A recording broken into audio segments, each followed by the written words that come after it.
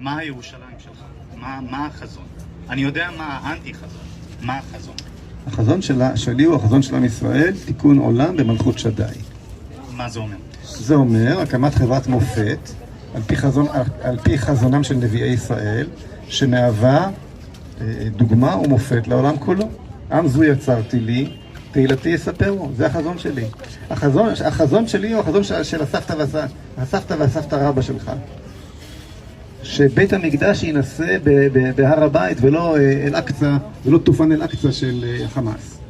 כולנו מסכימים על זה, אבל... נכון, צודק. שוב, מה החזון שלך? כי אני זה חושב, החזון של כולם. אני חושב שלא, זה ממש לא החזון של כולם. זה בטח לא החזון של השמאל, ואילו הימין, לא יודע מתי ראית מישהו בימין אומר את מה שאמרתי עכשיו, או פוליטיקאי בימין, שבמקום ללכת עם סיכת חטופים או סיכת חבל תלייה, הוא הולך עם סיכת בית המקדש. ראית אחד כזה בזמן האחרון?